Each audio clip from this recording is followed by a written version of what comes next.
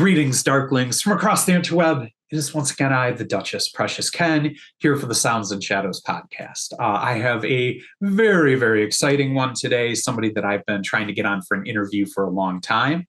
Before I jump into that wonderful guest, I'm going to show off. If you send me something, I will wear it on the podcast and shout it out.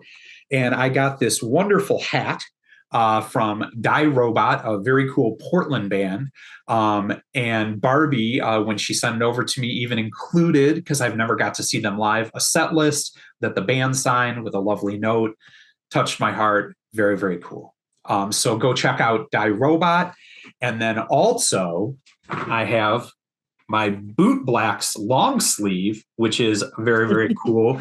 Always love Bootblacks. And I really like they're doing a very new sound. It's kind of, for a band to be as established as they were and then really change completely their style is always an interesting thing. And that's what they've done. And a lot of bands are kind of doing a dark Italian disco thing right now. But honestly, I feel like they're the ones who hit the nail on the head. Of kind of this new rush and this new scene. So they're out on tour right now, and they're co-headliners on this tour with my guest today, the Bellwether Syndicate from Chicago. Welcome, William and Sarah. Hi, Ken. Hello, Ken. Thanks for having us. I am so excited to have you here. You guys are people that I've talked to a bunch. I followed the band. I've reviewed you guys, but somehow the stars never aligned where I got you on for an interview. So I am so excited that that came together and we were able to do it today. We got a lot to talk about.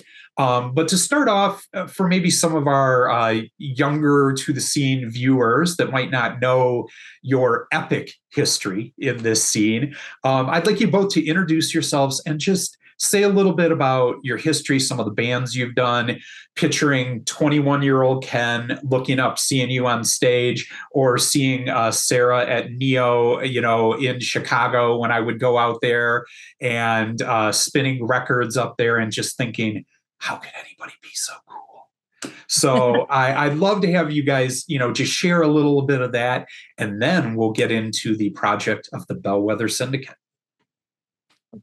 Sarah, do you want to go first? Ladies first? Ladies first. Ladies, all right. Cool. Scary ladies first.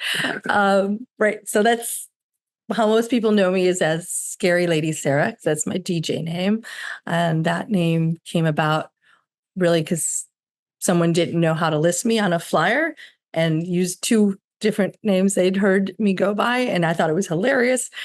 And I think if you don't have a good sense of humor about goth, you have no business being goth. So it's stuck. And for 36 years, I've been DJing in clubs. My main event is called Nocturna, which you've been to throughout the years. And it's still going, and I love it. I've DJed lots of other places besides Chicago, all over the U.S., many places in Europe, Canada.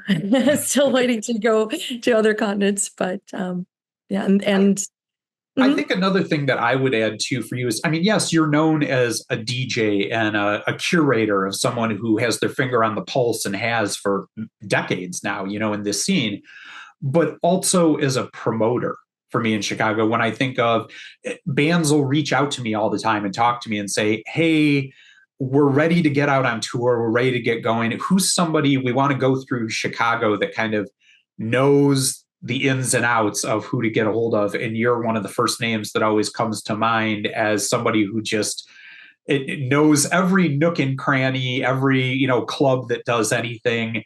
You just are that wealth of knowledge, and has always been really helpful for that. Oh, thank you. Yeah, I have booked literally hundreds and hundreds of bands over the years.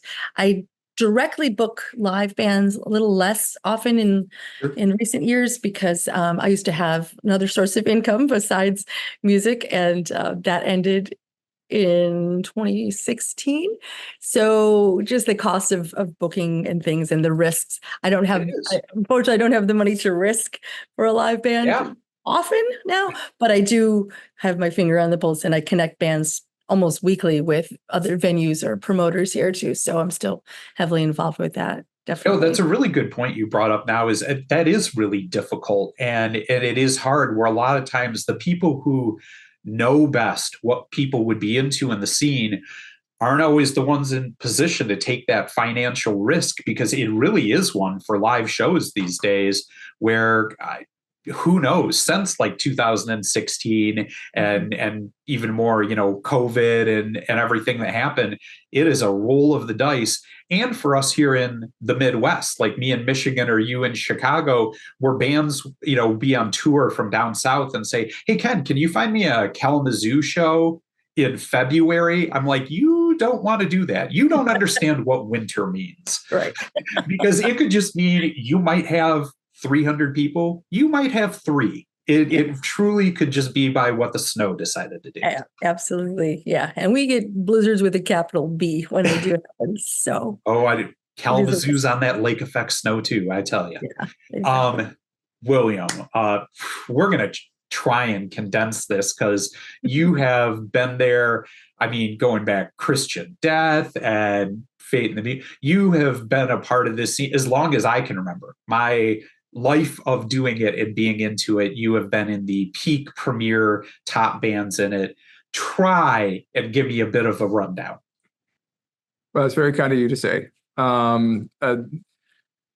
The short version, as far as the ones where I actually had, a sort of meaningful presence in the band, would be sort of in order of appearance. Mephisto Waltz was the first band that I was in that did anything. Soon followed by Christian Death and Shadow Project, a very brief stint in Sex Gang Children. That's when I started Faith and Muse, and that was 18 years. And then that was followed by the Bellwether Syndicate. And that's a short version without all the ancillary stuff. But there's been a lot of other stints, a lot of people, in between you played with, and also you do production for bands. So your fingerprints are all over a lot of albums in the goth scene, even if it wasn't one you were touring or playing on. Correct. That is the other half of my life, and I spend a lot of time doing that, and it's all works of passion. And it started simply enough where a band was going into the studio and they knew that I had some studio experience, and they didn't trust the engineer to translate what they wanted. And so me being able to provide that, be that kind of go-between, that's what led to me getting into production back in 1993. And then I've been doing it consistently ever since. I think that's really an overlooked part of being a producer that a lot of people don't talk about. You can have all the knowledge in the world. You can have the magic ear of kind of knowing where it needs to be. But if you can't communicate back and forth with a band and their needs, to me, that's almost one of the top thing that separates the wheat from the chaff is, Kill Shelter, Pete Burns does our production and mastering. Great. I think one of the best things about him is he's one of we just send him to do mastering. We already have the mixing done and whatnot, and he will just give feedback in such a constructive way that helps us get a better sound. We always walk out of it feeling like we got a real value in having him master this because of the extra comments that he added. A big part of this, and I think it applies to DJing as well, is when you're talking to bands, there's an educational part of it as well. Sarah is sort of curating and teaching. Yeah. I feel a lot of her people what's happening and where the new music is and how things are evolving. And by the same token, you see it in a Twitch stream every time she does. I'm in one of her Twitch streams and you've got 20 people asking questions. Who is this? Where are they from? How'd you find them? And it always feels like I'm in a class and we're all raising our hands. Which is, that's what I love about it. Yep. That's what I love about the way she does it. And musically, when a band is coming into the studio, if they brought me something to mix and I hear areas where I think that they could, improve, or some way that they could up their game and make it, it's not entirely selfless. I'm always thinking about things that make my job easier as well. But I'm always trying to communicate and help them get to the next step. And then just having a common vernacular as well is really valuable. In the old days in the studio, you go in, you get an engineer who's like the Leonard Skinner guy, and you're walking with a drum machine. He's, oh, what's that? It's you don't have that common language. Whereas with someone who walks in and says, I'm looking for a real Roland S. Howard guitar sound, and I understand and know how to do that. That makes it a lot faster and easier, and people can relax and they know that I'm going to get them where they want to go. So there's a comfort level that's there. Yeah, I think that's also as a band or musician so important, where I've always been really lucky. I came from, I was a horn player and played jazz and, did musical theory. So I kind of came from that background for songwriting, and having people that know how to speak music versus a by ear self-taught with tablature or something, and can a lot of times make a conversation difficult when you're trying to write a song together. So I think, as part of the studio, that's equally important. Certainly. A common language is what changes the entire game for people. Yeah. So speaking of a common language, I think this is going to be really interesting to transition into the Bellwether Syndicate, where you guys got together and do this project. You have a couple other people that aren't on the camera with us doing it, but you guys are a married couple that does music together, which I always find that fascinating, whether you're talking about like Stephen and Donna Archer or just people in the scene that you have a relationship. But now we're going to put that in the back seat for a minute because we have to talk real to each other and discuss how we're going to write this song, how we're going to perform it. Tell me a little bit about how the meet cute of this project came together and you guys, became the Bellwether Syndicate. And also, what are some of the ways that maybe you communicate differently when talking band stuff as opposed to which cornflakes you're going to get? Well, I'll lead off with as much as saying that at the genesis of this thing, when we were first talking about doing it, Sarah had at that time not played an instrument in any meaningful way at the time. Yeah. She'd had some experience. I'll let her expand on that, but she'd had interest in learning guitar, and so we had a chat at the earliest of times and said, hey, is this something you'd want to do? And so she was up for it. And so we went into it and I started teaching her. And through that, we sort of developed a concept and an idea for, what this was going to be. And it really evolved from there. Anything you want to add? Yeah. So the only other band I'd ever been in, I was almost just a cardboard cutout. It was like 1989, 1990, the Dark Theater, who were a Chicago band from those times that were kind of goth adjacent, but really more just rock. Sure. Sounding. And I was asked to be the keyboard player, but I had no idea how to play keyboard. So we did some fun stuff, some shows, and you were triggering samples. I was triggering samples more than really actually playing. But then there was this gap all the way up until about 2009, I think, is when I really started thinking like, I kind of be interested in learning how to play guitar. Yeah. And I just kept that in mind. And then a couple of years later, 2011 is when William started to teach me. And I mean, aside from any personal connection, just I couldn't have asked for a better guitar instructor than William Faith. I probably couldn't afford him but could use him. So yeah, I get where you're coming from. Yeah. And I started off just I was the rhythm guitarist for the band. And now I've switched, I'd say like 75% bass. Yeah. It's probably about that. And some of the older songs I'm still doing rhythm guitar on. But you're switching up a fair bit during shows. Yeah. It depends on the song, I suppose. But it's fun. I think how long the set is. Right. It is a fun transit. Like going from rhythm guitar to bass guitar, I think is a pretty easy transition to make because you kind of already know where the notes are going and what's it. It's going the other way. I think that gets tougher going from bass to guitar because it's. Right. I don't know, a different skill set. I know what you're going to say. Well, yeah, I have the analogy that I created for this, and this sounds like almost I'm disparaging bass players, which I'm not, because I will never probably be at the level of bass player that William is, for example. Sure. But Legos. So there's regular Legos, and then for toddlers and younger, there's Duplo, which are the big giant ones. So I thought like playing guitar was Lego. And as soon as I started playing bass, I'm like, it's Duplo.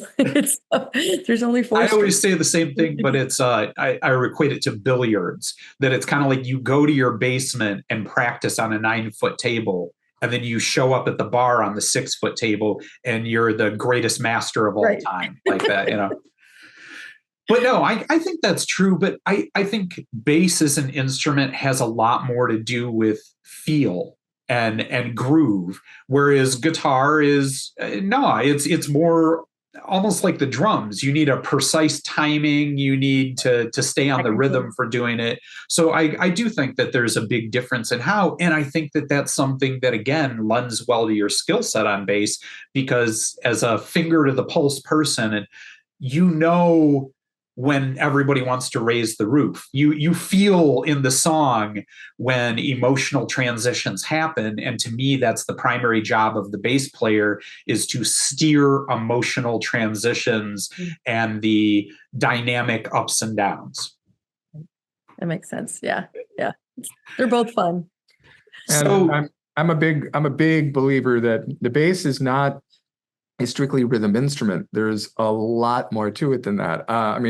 As a bass player, for much of my early years, I was never an aspiring guitar player. I never had any designs on playing guitar. I was a proud and happy bass player, and I was very content in that position. And guitar was strictly utility. It's something that I switched to because I had a harder time finding someone that could play my guitar parts the way I wanted them. And so it was easier to teach some of my bass parts. And I became a guitarist almost by default, but I was a very, very happy bass player and loved the instrument. And I actually believe it's harder to find a good bass player than it is a good guitar player.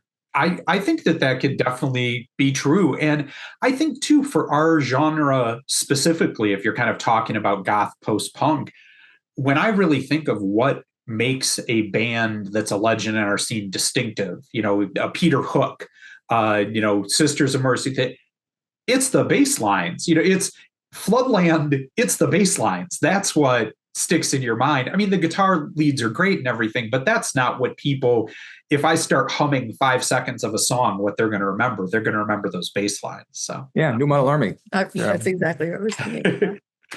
So the other part of that question was, how do you guys handle that communication? Because being in a band is a lot like being in a family. And to me, one of the toughest parts is always, how are you okay to be in a van, in a practice space, in a traveling around with these, 2, 3, 4 people and not choke the shit out of each other? Like that is. And then you add on top of that you're, together in other aspects of life. How do you balance that? And what are some of the ways that you communicate with each other to make it work? Well, I think I do defer a lot to William, just because he's had an entire life experience of being in bands. Like that's been the primary thing of his entire adult life. On the musical front. Yeah. Right. But there's all the other parts. Well, but you've had also the experience. Well, gosh, we've toured loads now too, but you have done more touring and more of the logistics and that. But I think kind of like you said, in terms of understanding promotion, crowds, what is going to hit with people, what isn't, who are the bands that we should be touring and playing with to send our signal out further. I would say that in that aspect, you were one of the foremost experts that, people would go to about it. So good question. She is hugely valuable, and I defer to her, and we have conversations about that stuff all the time. Sure. All the time. Yeah. And we don't always agree on band stuff. Oh, sure. How could you? Yeah.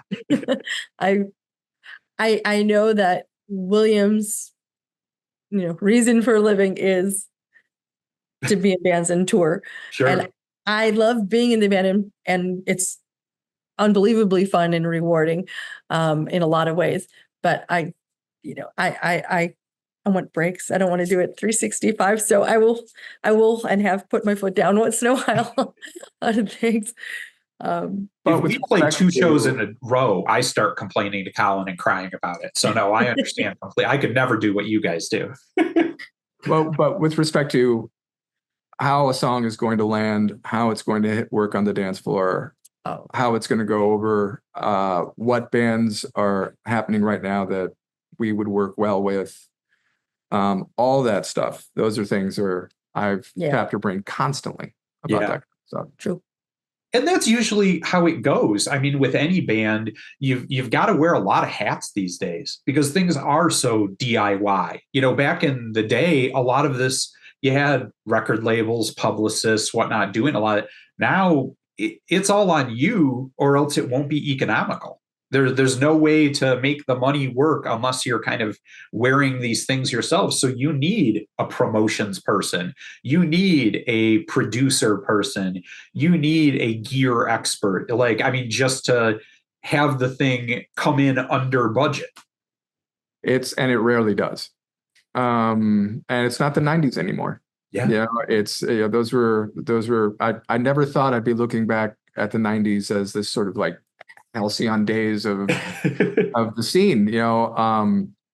Most people kind of look back at the 80s as that era, but for us, we kind of came up and really hit a stride in the 90s. And at that point, you still had print media, you still had a really strong indie label scene. Yeah, the internet was in its infancy and hadn't become a major player in the game until like the extreme latter days of the 90s. I'd say from really 97 on was when that sort of really kicked in. And but up until then, you sort of had all the best parts of the indie machine still up and running. You could be distributed and have stuff in in the major chains and Tower Records and all that kind of stuff, and it was a lot easier. And now we're having to work twice as hard just to try to keep that same level, and a lot of that stuff is off limits in many respects. The streaming and music essentially for free now. It's it's leveled the playing field in terms of access for artists. So in that respect, it's great.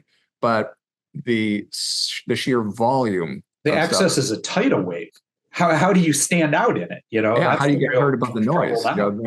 And so I've got artists constantly coming to me, bands I work with in the studio who are all like, "Oh, we want to sign to a label." I was like, "Why are you in such a rush to throw half of your rights away?" Yeah. For a label for someone that, if you're lucky, is going to hire a publicist, right? And take care of you if you're a priority. And it's the same thing I tell bands about booking agencies. It's like, if you're a priority, that's one thing, but the irony, the deep, deep irony in all of this is that the only time a booking agency or a label are interested in you is when you don't need them anymore because you've already done all the footwork. Yeah. Or at least just, I say to bands a lot the same kind of thing when they're coming to me. You need to get from level E to level B before you even think about a label, a publicist, or whatnot. There's no value in it for you. To get from B to A, that can be terribly effective. It can really help you out because it opens up the door to a lot of contacts and resources and whatnot. But if you haven't grinded your way up to like at least a C or a B, it won't really help you in any way. Precisely. Yeah. And so I'm always telling bands forever, I was like, if you're so dead set on this, then at a minimum, cut out the middleman, get rid of the label idea, and just hire a publicist if that's what you want to do. Right. But you have to be prepared to follow it up. It's not like you can just hand it off. You still have to do all the legwork on social media and make sure that you're out there. And that's the part that a lot of people who have full-time jobs and are doing this as more of a hobby don't necessarily have the time to do. So it's a very challenging prospect, and it's hard. But there are bands out there that are absolutely killing it. Their social media game is in the none, and and we know who all those bands are. Sure, yeah. I mean, It is. There are some who have found a new way in the modern era to kind of set themselves aside and do that. And yeah, it is. It's a change. There's things that are harder. I think there's things that are better. That's life. And the bands that rise above it are the ones who are able to evolve, to the new way. So speaking of two of those bands right now, you guys are ready to head back out on the road, where I mentioned our dear friends, the Bootblacks, with Panther and Barrett and crew.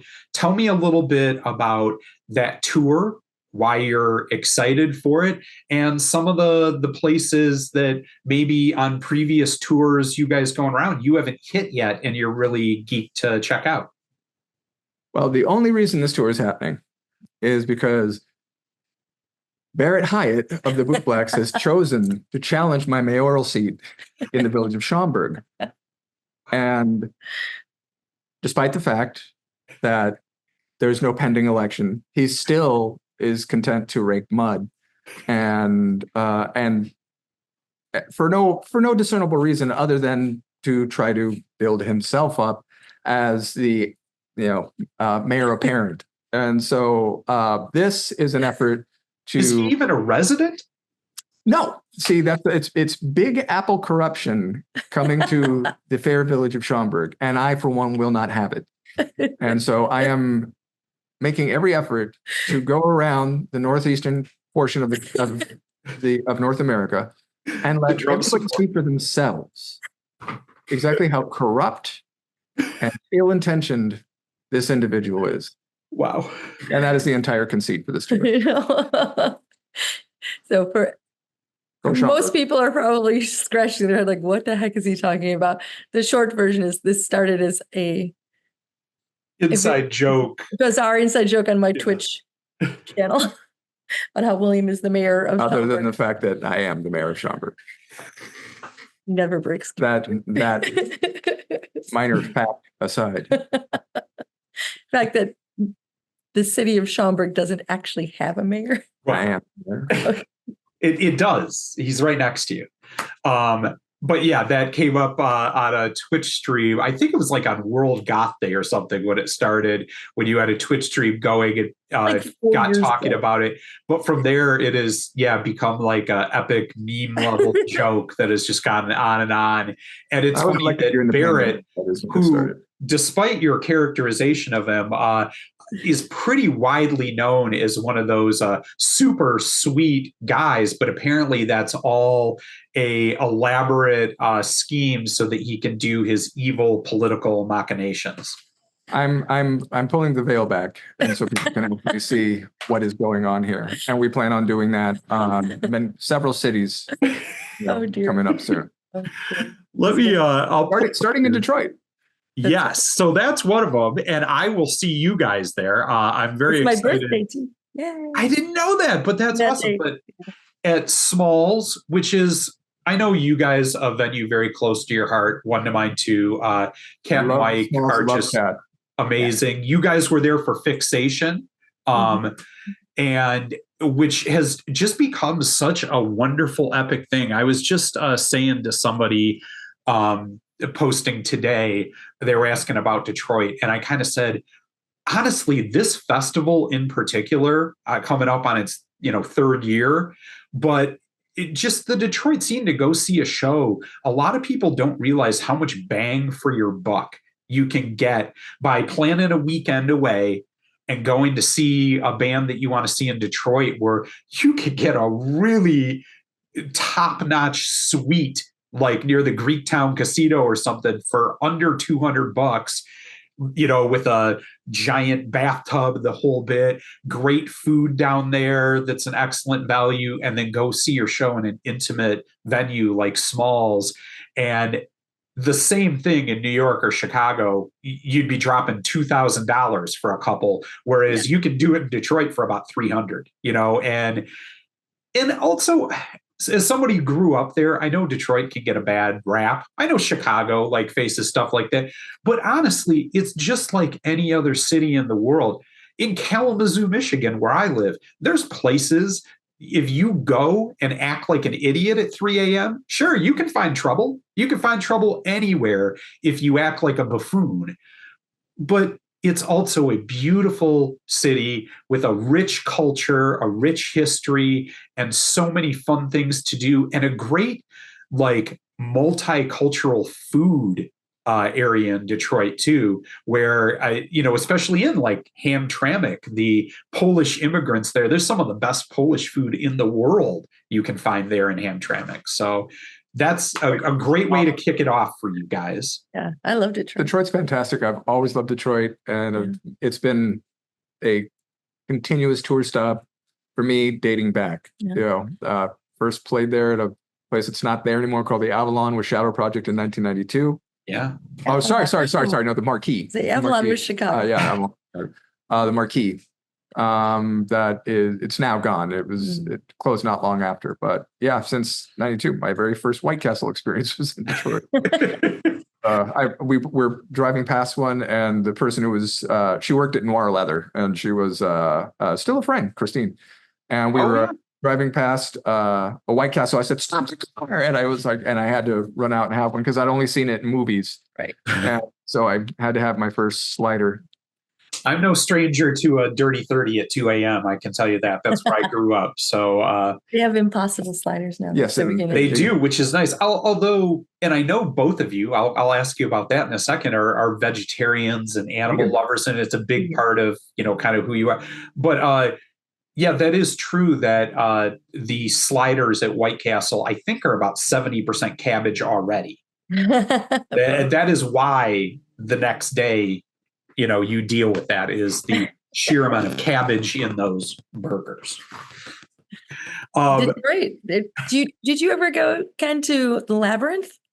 Yeah, I would go to the Labyrinth when I was DJ'd there once a month for many years. Yeah, that was really fun. And then there was Ascension UK, which was still to this day one of the most unusual but super cool little goth coffee house bars I've ever been to. That's gone, of course, but that we would take carloads of people up from Chicago to Detroit just to go there. There is a lot of that in Detroit, and the Shelter and City Club that's been around forever. There's a lot to celebrate in Detroit. I feel bad. You guys are like the known Chicago people, and here I got you talking about Detroit half the time. So we like that. That's a part of the joy of being on the road, is getting to see all the different scenes. Yeah, and the Carpe Mortem crew and Labyrinth. Those are good memories.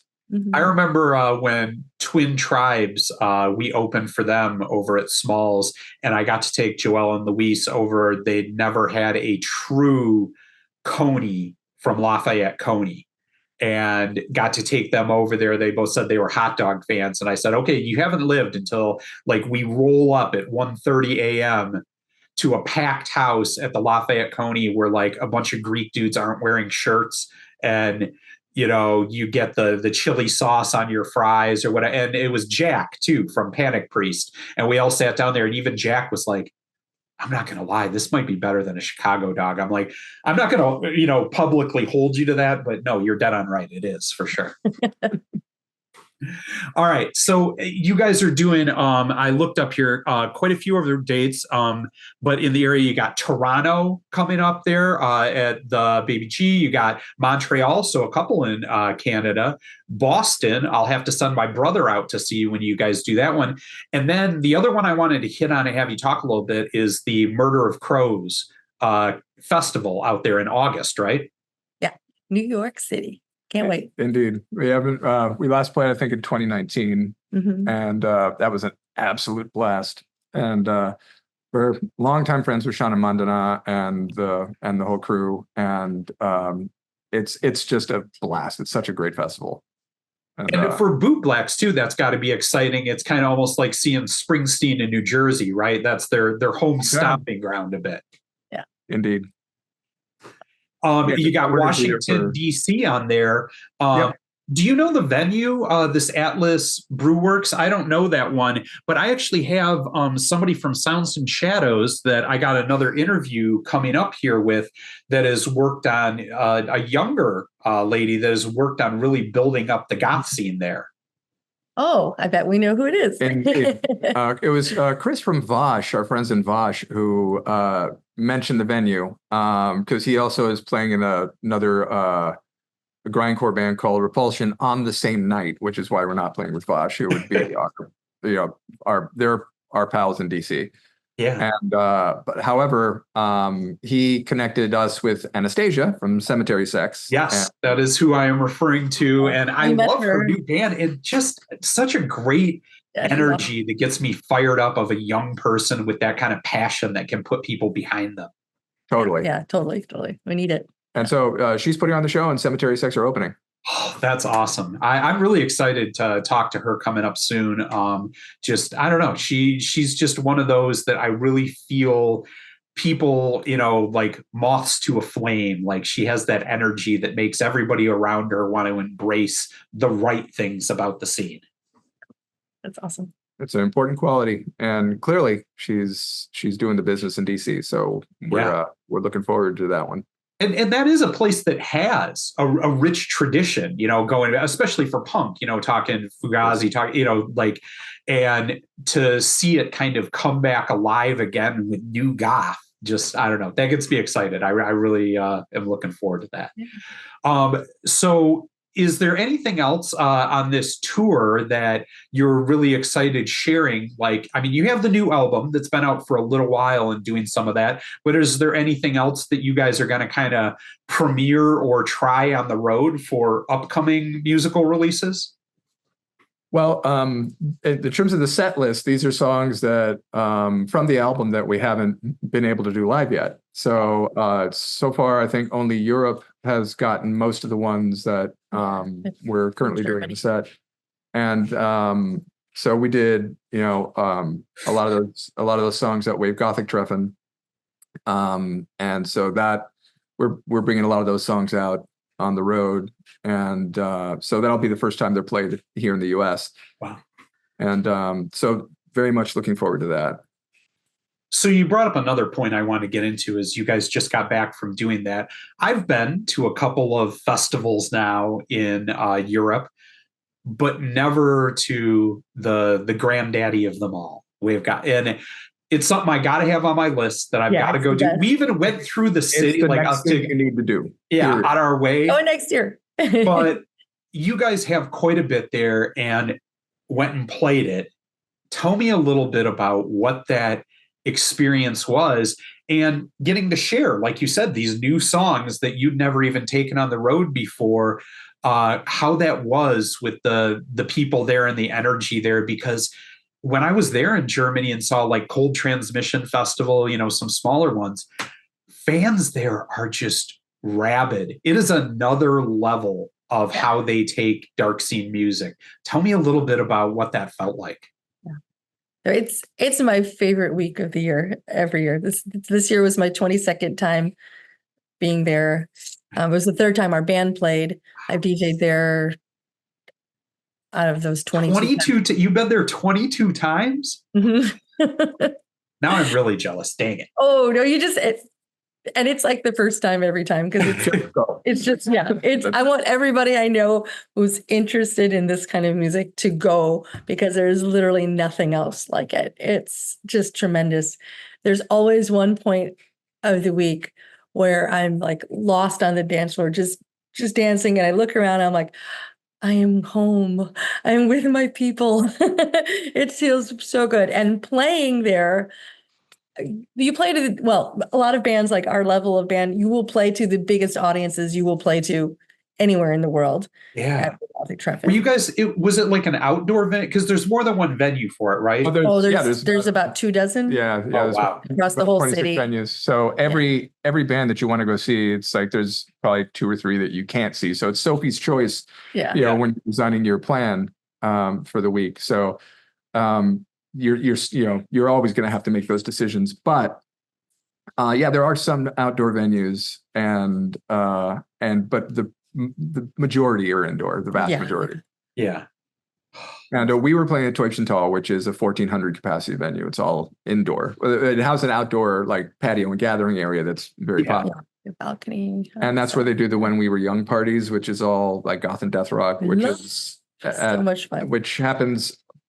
The basic structure of the thing is you've got bands from about anywhere from 3 as p.m. early as 2 or 3, all the way to midnight. And then at midnight, all the venues switch over to dance parties. And then Not all the venues, but a lot of a lot of venues. Yeah. And then those can go anywhere from 6 to 8 a.m. depending. Yeah, that I realized that when I was there. We went over to Berlin, and I went to go. This is going to make me sad. I just thought of this, but we saw Soft Moon at Berghain.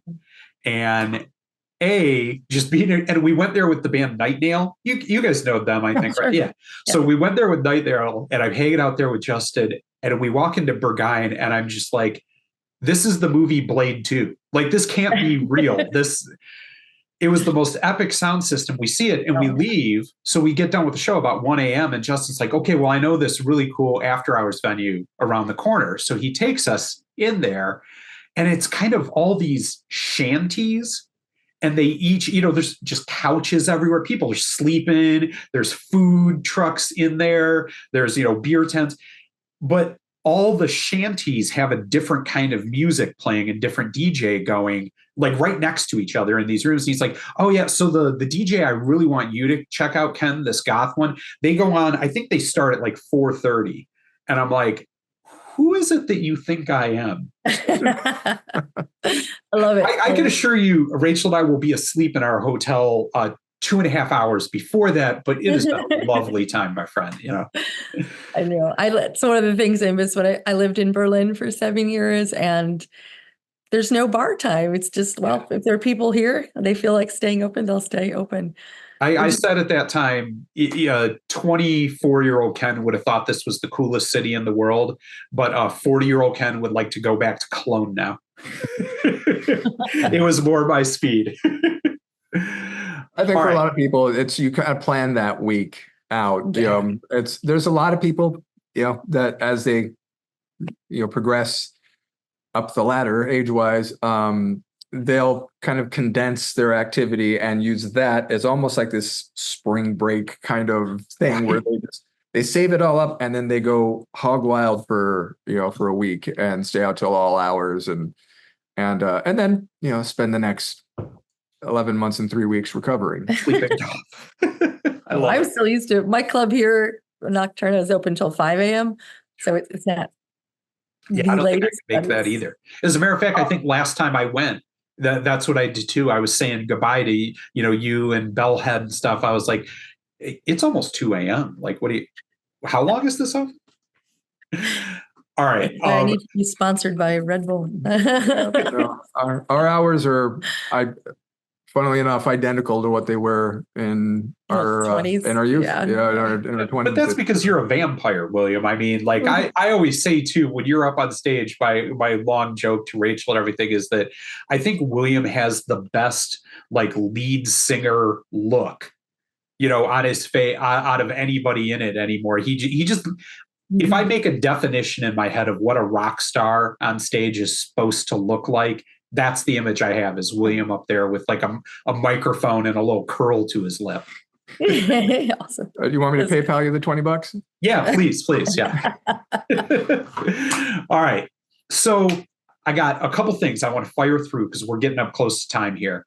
One of which is, like I said, I know you guys are huge animal lovers. And shockingly enough, of my 4 cats, none of them assaulted me during this interview. That never happens. Our 2 are usually. Tell me about your children quickly. We always do this in interviews. Please tell me their names and why they are special, beautiful babies. You would normally see a tail, or a cat walking by, but Sola's there. So we have 2 sisters, kitties. They're 6. They're from the same litter. They were found abandoned, like drinking from a puddle in an empty lot, and we adopted them when they were about this big. They're calico and tortie calico, and I love torties. They're just the loves of our lives. Absolutely adorable. Wow, it's fun. They're uncharacteristically not. Usually, if you guys were together or something, they'd be. I'm the same way. I'm really surprised that no cat snuck in here. Usually during an interview, I always have at least one of them screaming at me. Yeah. Same. Oh, and your cat pictures have us like, Oh my God. half the time we're just like, Yeah, once we got to 4, that's when we abandoned all reason. Because, like, if you have 3, you're really into cats. If you have 4, to me, the difference between 4 and 36 is nothing. You've just completely given over to the chaos at that point and just let it happen. So The most I had at once was 4, but William has. I had 8 at one time. I haven't gotten there yet, but now I have goals, things to shoot. Another aspect of your loves, other than your kitties, is I know you guys, as we said, especially Sarah, are both curators of the scene. And I always like to ask, what are a couple things that you're listening to and really excited for in the scene right now that people should check out? Yeah, that's a question that I could go on and on and on. Oh, I know. That could be a whole other interview. You might have to come back, Sarah, on a different date, and just you and I will just go through your Spotify list or something, or your Bandcamp list. We have a Spotify account, though. I do not use Spotify myself, but I'm constantly buying. Like every week, I'm Bandcamp. Bandcamp gets all my money. That's not like going to bills, pretty much. That's another thing with language. I never use my Spotify. Like I don't even turn it, but I only use Bandcamp, but I just say that because usually that's what triggers in people's minds of where their playlist is. Right. Yeah. No, I don't. Yeah. I don't even know how it works exactly, to tell you the truth, but people have that argument a lot. To me, Spotify is like an MTV video. People should put one single on it so that it leads people back to your band, and then they buy your album on Bandcamp or whatever. Right. But yeah, when people put the whole album on, I don't know. It definitely doesn't pay out what it should. That's for certain. There's no question there. Yeah, no question there. I get the value, I guess, of discovering new things for sure. I'm me personally. I like to buy the music. Right. Same. That's where I'm at, and I like it to be mine and in my, yeah. Right. Yeah. The hard part to argue with, and it's very much a generational divide. Truth is that, when you've got, I deal with artists all the time that are coming in and they put their stuff on Spotify, because that the hard part to argue with is people who are on Spotify are there for music. And so they are there to discover music. They want to hear music. They want to listen to music. Yeah. So in that respect, I understand at least the argument of, by not putting our stuff up there, we're cutting ourselves off from people who potential fans, right? So my biggest thing has always been discover bands on Spotify, move over to Bandcamp and buy their music. Exactly. Or better yet, go out to their show on tour and go to their merch line and say hello. Exactly. Which is optimal. That's the option. That's better, yeah. That's the best. That's the best. That is the best. So I'm sorry. We got on a tangent there. I cut you off, Sarah. Yes, we do. Tell me about a couple things you're listening to. It's tough to narrow it down, but recently some new things that I really like. Gosh, there's so many, but I really like Fei Lu. Yeah. I really like Abu Nien. I don't know them. What's Abu Nien? I should remember this. They're either Italian or German, which is kind of like sure, but a European darkwave band. Yes. I love her voice. It's like cool. I guess everyone's using the term darkwave now more than goth, but it's still, to me, pretty goth. I like guitars, so I don't know. Gosh, so many. In the Valley Below, I just discovered are pretty cool. They're not like an unknown band at all. They're quite big, but then the latest Soft Kill album is awesome. Yeah. I love it. Cool. I've the new Autumn single, which of course Williams produced, but hey, you gotta cross promote there. You gotta shout each other out. Honestly, that's the other part when we talked about it, the tidal wave. It's so important for bands now. That's just it. Whether you're talking about remixes or producing or just in general sharing other people's stuff. I think it's really underrated what that brings back to you in terms of how people view you and how it brings fans back to you when you share and support other bands in the scene. Yeah. Yeah. I love it. I love it. That's why I started DJing 36 years ago. Why I still do it is number one. I want to share the music that I enjoy. Right. And the same extent, something that we've sort of shared and had in common is, I mean, our taste in music varies in some respects, but when we're together on a band, it's pretty epic. We kind of lean all the way in. And for me, it's always been a thing. The notion of competition in this scene is absurd to me.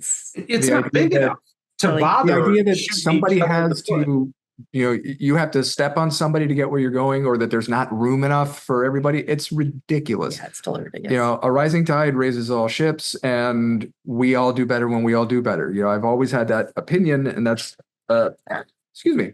That is how, it must have been that bacon I ate. No,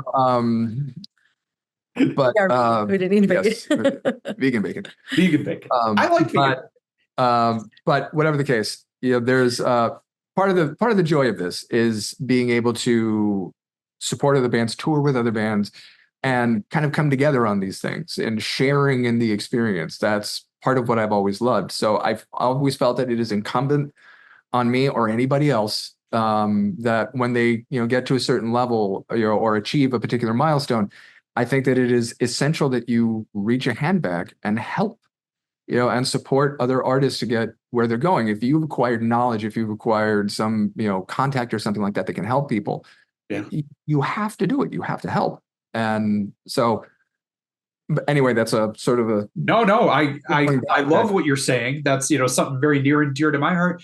And I think too, it goes back to something you said earlier when you talk about differences between the 90s and now. For example, is the era of the aloof asshole rock star is done. Nobody wants that anymore. And now with social media, how it is, if you come with that kind of energy, you're not going to really be invited to festivals. Nobody's going to want anything to do with you. And frankly, even fans don't want that from their rock stars anymore. They don't want this I'm better than everybody walking around.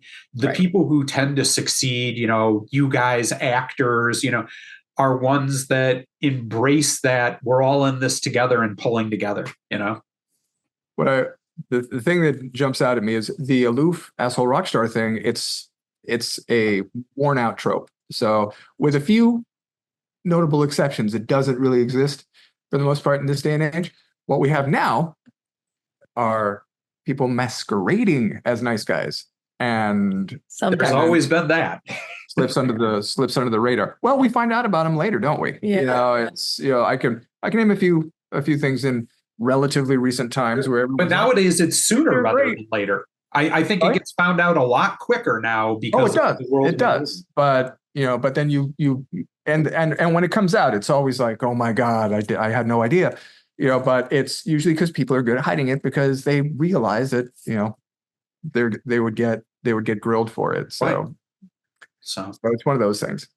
And that's another part of the scene that I love in 2024, frankly, is F those people and let's expose them and get them out. Indeed. All right, let me throw a few bands at you here. Hit me. From my list, I got my little list together. So I'm in the fortunate position of being able to work with a lot of the things that I love. So a lot of the bands that I'm on about, I am in the rarefied spot of having direct contact to. So I'll echo Sarah's mention of Autumn. I love their new record, and I'm still eyeballs deep in it at the moment, working on it. But Catacombs is the first one, came out great. I got to go Bloody Knives from Austin, Texas. Oh, very cool band. Nox Novacula. I echo Sarah on the Soft Kill, fantastic. Vazum, a Detroit band over by me. Good friends of mine.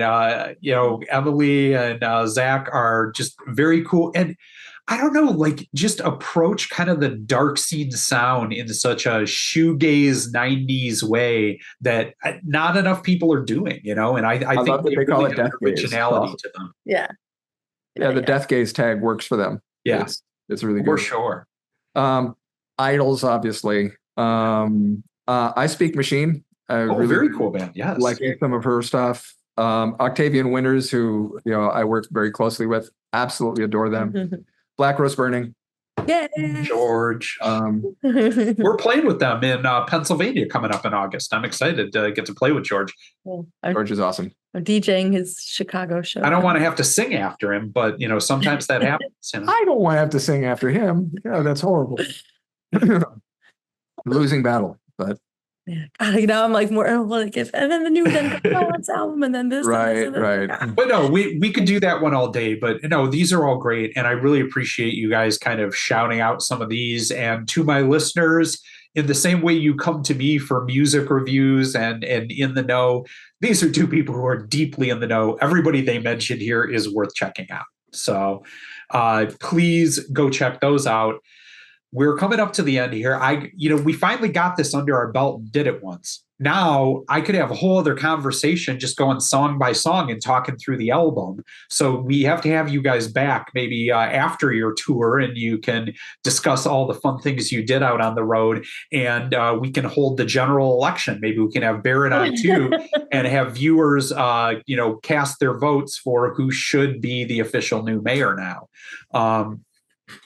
Well, much like Trump, I expect that the truth will be known about Barrett Hyatt, and people will make an educated decision for sanity.